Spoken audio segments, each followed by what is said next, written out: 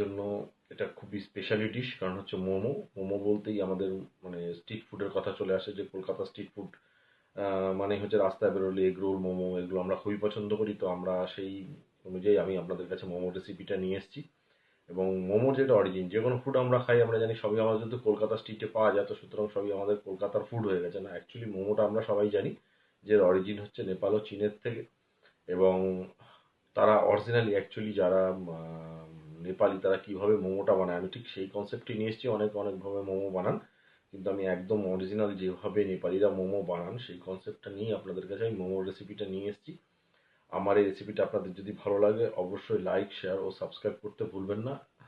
এবং ভিডিওটাকে স্কিপ না করে প্রত্যেকটা পার্ট সুন্দরভাবে দেখুন, এবং কীভাবে বানাই সেটাকে বানিয়ে কমেন্টস বক্সে অবশ্যই কমেন্টস করুন।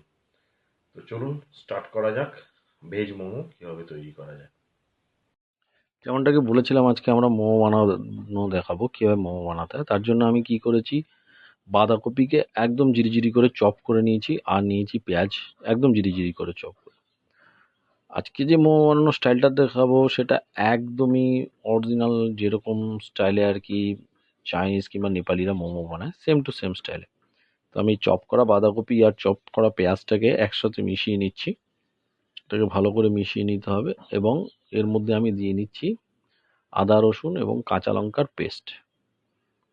এবার পরিমাণ কতটা জিজ্ঞেস করবেন, তো আমি সেক্ষেত্রে একটা বড় বাঁধাকপি নিয়েছি এবং 5টা বড় পেঁয়াজ নিয়েছিলাম, এবং আপনার 2 টেবিল স্পুন বড় বড় আমি আদা রসুনের পেস্ট নিয়েছি। এবার এটাকে ভালো করে মেখে নিতে হবে, সুন্দর করে এটাকে চটকিয়ে মেখে নিতে হবে, কারণ এটাকে ভালো করে মিক্স করলে তবে মোমোটা স্বাদ আসবে। কারণ এটাকে আমরা আলাদাভাবে ফ্রাই করছি না, এটা মোমোর সঙ্গে একবারে ফ্রাই হবে, তো এটাকে মাখতে হবে ভালো করে। আর এটাকে মাখা একটু হয়ে গেলে এর মধ্যে আমি কি করেছি, ডালডা নিয়েছি, যেটা দেখতেই পাচ্ছেন ডালডাটাকে আমি গরম করছি। অনেকে রিফাইন তেল ইউজ করেন, কিন্তু ডালডাটা ইউজ করলে কি আর বাইন্ডিংটা ভালো হবে। তো আমি এর মধ্যে ডালডাটা গরম হয়ে গেছে, এর মধ্যে আমি ডালডা ইউজ করছি। এখানে আমি প্রায় এই 50 গ্রামের মতো ডালডা নিয়েছি। এবার ডালডাটাকে উষ্ণ গরম করে গলিয়ে নিয়েছি।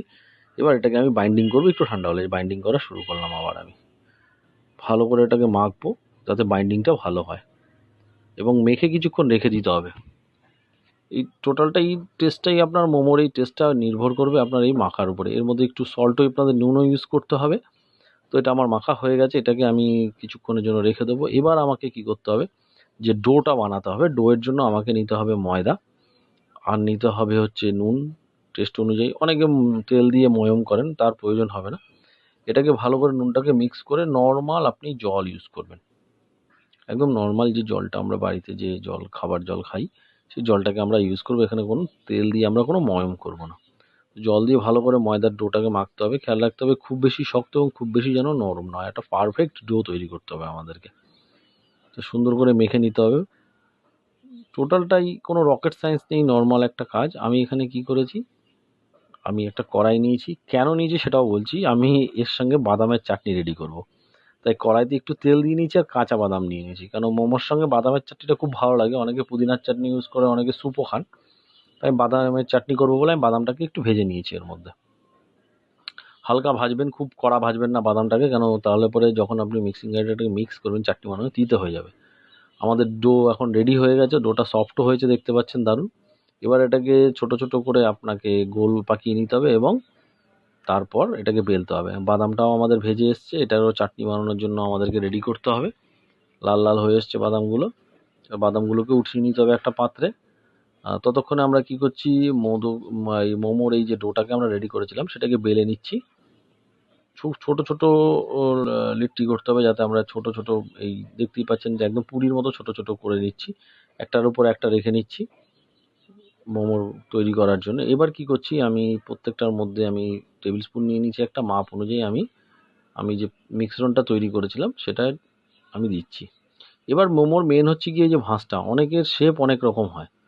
কেউ আপনার গোল শেপে করেন, কেউ আবার এরকম শেপে করেন। এই ভাঁজটা হচ্ছে মেন, দেখতে ভালো লাগে, গার্নিশিংটা সুন্দর হলে মোমো দেখতে সুন্দর হয় অবভিয়াসলি। আর গোল যেটা বানালে সেটা কি হয়, মাঝখানটা দিয়ে যে আমরা ময়দাটাকে চাপি সেই জায়গাটা কাঁচাই থেকে যায়, খুব টাইম। এইভাবে করলে পরে মোমোটা ফুললি আপনার খুবই মানে কোনো জায়গাটা শক্ত থেকে যায় না, ময়দার ব্যাপারটা পুরোটাই নরম থাকে। তো দেখতেই পাচ্ছেন সুন্দর করে আমি মোমো রেডি করে নিয়েছি। তো মোমোগুলো রেডি হয়ে গেছে, এগুলোকে এবার আমাকে স্টিম দিয়ে ডান করতে হবে। এবার আমি কি করেছি, যেহেতু বাদামের চাটনি করব তার জন্য জলের মধ্যে, অনেকে স্যুপ বানানো এই জলটা দিয়ে, আমি জলে দেখতেই পাচ্ছেন আমি চাটনি বা বাদামের চাটনি বানাবো বলে। তো জলের নিচে আমি এগুলোকে দিয়ে নিয়ে এর উপর থেকে আমি স্ট্যান্ডে মোমোগুলোকে দিয়ে নিলাম। যাদের হয়তো বাড়িতে স্ট্যান্ড নেই, অনেকের ঝাঁঝরি আছে, আপনি কড়াইয়ের নিচে জল দিয়ে ঝাঁঝরি দিয়ে তার উপর ঢেকে দিলেও হবে, যার বাড়িতে স্ট্যান্ড নেই। তো আমি মোমো স্ট্যান্ডে দিয়ে নিয়েছি। এবার মোমোগুলোকে আমি 15 থেকে 20 মিনিট স্টিম দেবো, যাতে মোমোটা ফুল রেডি হয়ে যায়। দেখতেই পাচ্ছেন আমি এটাকে ঢেকে নিয়েছি। এবার ওভেনের উপরে দেবো, ওভেনের উপরে আমি দিয়ে 15 থেকে 20 মিনিট এটাকে স্টিম দেবো। মোমো বানানো একদম সহজ, কিন্তু একটু খাটনি আছে। দেখুন, রান্না একটা আর্ট, একে আপনাকে ভালোবেসে করতে হবে। দেখতেই পাচ্ছেন যে মোমোগুলো রেডি হয়ে গেছে। এবার মোমোগুলোকে আমি সার্ভ করব, তার আগে আমি কি করব, বাদামের চাটনিটাকে রেডি করব। তো বাদামের চাটনিটা রেডি করার জন্য বাদামগুলোকে আমি আগেই ফ্রাই করেছিলাম, একটা মিক্সিতে নিয়ে নিয়েছি বাদামগুলোকে আমি। আর নেব কি, জলের মধ্যে যেগুলো আমি সেদ্ধ করেছিলাম, সেটা কি, কাঁচা লঙ্কা সেদ্ধ করেছিলাম, রসুন সেদ্ধ করেছিলাম, আর টমেটো সেদ্ধ করেছিলাম, সেগুলোকে আমি মিক্সিতে নিয়ে নেব বানানোর জন্য। আর অলওয়েজ আমি সবসময় বলি, নুনটা আপনার টেস্ট অনুযায়ী মিক্স করবেন আপনি। আর চাটনি, বাদামের চাটনি একটু আমি গ্রিন চিলি ইউজ করেছি বেশি, কারণ হচ্ছে একটু ঝাল ঝাল না হলে ভালো লাগে না চাটনি মোমোর সাথে। তো এটাকে এবার আমি মিক্সিতে ভালো করে মিক্স করে নেব। দেখতেই পাচ্ছেন মিক্স করে নিয়েছি, আমার বাদামের চাটনি রেডি হয়ে গেছে। ওদিকে আমার মোমো রেডি হয়ে গেছে সার্ভিংয়ের জন্য। আমার এই চ্যানেলটাকে অবশ্যই আপনারা লাইক, শেয়ার ও সাবস্ক্রাইব করতে ভুলবেন না তাতে, এবং আমার রান্নার যে কোনো বেল আইকনটা দাবাতে ভুলবেন না, আমার যে কোনো রান্নার নতুন নোটিফিকেশন পেতে। দেখুন আমার মোমো রেডি খাবার